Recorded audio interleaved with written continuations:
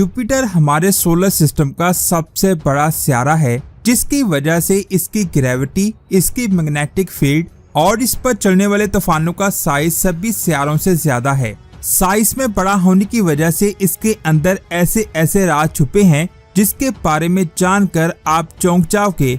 तो पूरी video watch कीजिएगा। और आप देख रहे हैं स्पेस वर्ल्ड। जब हमारा सोलर सिस्टम बना था उसके कुछ लाख सालों बाद जुपिटर भी बन गया था। ये हमारे सोलर सिस्टम में बनने वाला पहला सितारा है जो एक गैस जॉइंट है। जिस तरह हमारा सूरज हाइड्रोजन और हीलियम से मिलकर बना है, उसी तरह जुपिटर भी हाइड्रोजन और हीलियम से मिलकर बना है। साइंसदान इसे फेड स्टार भी कहते हैं क्योंकि इसका साइज छोटा रह गया। अगर इसका साइज थोड़ा और बड़ा होता तो ये सूरज की तरह एक स्टार होता, लेकिन इसका साइज इतना बड़ा है कि इसके अंदर 1300 जमीनें आसानी से आ जाएंगी। जुपिटर सूरज से 77 करोड़ किलोमीटर दूर है। इतनी ज्यादा दूर होने की वजह से ये सूरज के गिर्द अपना एक चक्कर 12 सालों में कंप्लीट करता है। इसकी हैरान करने वाली बात यह है कि सूरज से इतना ज्यादा दूर होने की वजह से इससे एक ठंडा सितारा होना चाहिए था, लेकिन ये सूरज से जितनी हरारत जज़ब करता है उससे कई गुना ज्यादा हरारत स्पेस में खारिज भी करता है। यानी ये सूरज की तरह रेडिएशंस बनाता है और इसे खारिज करता है, जिसकी वजह से ये हर साल 2 सेंटीमीटर तक सिकुड़ता है। साइंस की एक स्टडी के मुताबिक जुपिटर माजी में आज के मुकाबले में 2 गुना बड़ा था और इसका एक दिन सिर्फ और सिर्फ 10 घंटों का है, क्योंकि ये अपने एक्सिस पर बहुत ज्यादा तेज रफ्तार से घूमता है, जिसकी वजह से इसका एक दिन 10 घंटों का है। सैटर्न हमारे सोलर सिस्टम का वाहिद ऐसा सितारा है जिसके पास 82 मून्स हैं, जिसके बाद जुपिटर आता है जिसके पास 69 मून्स हैं। इन सभी चांदों में से 4 ऐसे चांद हैं जो इस सितारे के गिर्द प्लैनेट्स की तरह ऑर्बिट करते हैं, और जब इन्हें दूर से देखा जाए तो ये एक सोलर सिस्टम की तरह दिखाई देते हैं, जिसकी वजह से साइंसदान इसको मिनी सोलर सिस्टम भी कहते हैं। गैनीमेड जुपिटर का सबसे बड़ा चांद है जो सोलर सिस्टम के पहले सितारे मरकरी से साइज में बड़ा है, और हमारे सोलर सिस्टम का सबसे बड़ा चांद भी यही है। 5 अगस्त 2011 को नासा ने एक स्पेसक्राफ्ट को जुपिटर पर भेजा था जो 5 सालों बाद जुपिटर पर पहुंचा, जिसका नाम जूनो था। ये अब तक का जुपिटर पर भेजा गया सबसे एडवांस स्पेसक्राफ्ट है, लेकिन इससे पहले 1989 को गैलीलियो स्पेसक्राफ्ट को जुपिटर पर भेजा गया था, जिसमें एक लैंडर भी लगा हुआ था। जब भी यह जुपिटर के एटमॉस्फेयर में दाखिल हुआ तो जुपिटर की ग्रेविटी ने इसे अपने अंदर दाखिल नहीं होने दिया और ये एटमॉस्फेयर में ही जलकर राख हो गया। जैसे कि मैंने आपको पहले भी बताया है, जुपिटर अपने एक्सिस पर बहुत ज्यादा रफ्तार से रोटेट करता है, जिसकी वजह से यहाँ बहुत बड़े बड़े तूफान आते हैं। जब आप जुपिटर को ध्यान से देखोगे तो आपको यहाँ बहुत सारे स्पॉट नजर आएंगे। असल में ये सभी स्पॉट जुपिटर पर आने वाले तूफान हैं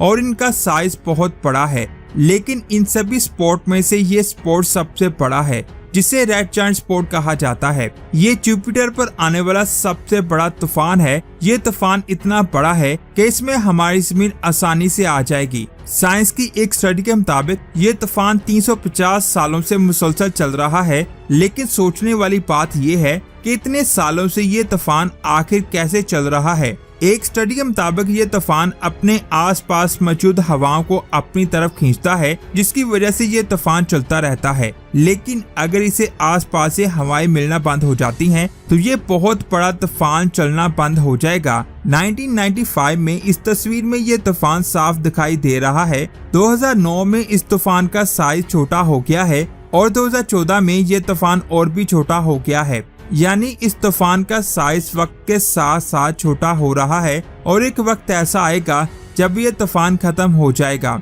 इस तूफान के अलावा भी जुपिटर पर कई और तूफान मौजूद हैं। इस वाइट स्पॉट को देखें, ये भी एक बहुत बड़ा तूफान है। इस तूफान को ओवल BA का नाम दिया गया है। ये तूफान वक्त के साथ साथ और भी ज्यादा बड़ा होता जा रहा है और इसका रंग भी व्हाइट से रेड हो रहा है। इसके अलावा 2017 में साइंसदानों ने एक और बहुत बड़ा तूफान दरियाफ्त किया था, जिसका नाम ग्रेट कोल्ड स्पॉट है। ये तूफान 15,000 मील लंबा और 7,500 मील चौड़ा है। साइंसदानों को इसके एटमॉस्फेयर के बारे में जो इन्फॉर्मेशन मिली है, उसे देखकर साइंसदानों का दिमाग चकरा गया। जब नासा का एक स्पेसक्राफ्ट जुपिटर के करीब से गुजर रहा था, तब साइंसदानों ने नोटिस किया कि जुपिटर के एटमॉस्फेयर में एक बिजली गरज रही है। साइंसदानों का ख्याल था कि हो सकता है कि यहाँ के माहौल में हाइड्रोजन के साथ साथ मीथेन गैस भी मौजूद हो। जब ये बिजली एटमॉस्फेयर को छूती है तो यहाँ का प्रेशर बहुत ज्यादा बढ़ जाता है और ये प्रेशर मीथेन के एटमॉस्फेयर पर पड़ता है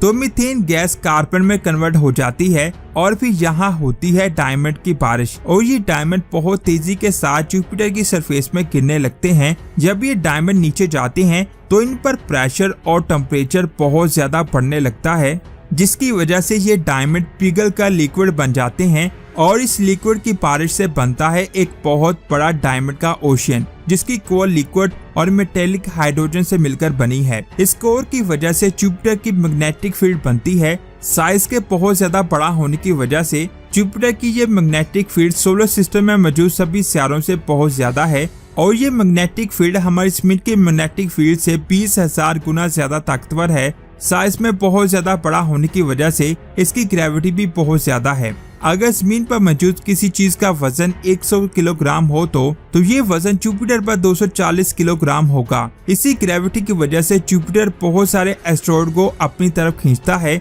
जिसकी वजह से कोई भी एस्टेरॉयड हमारी जमीन की तरफ नहीं आ पाता।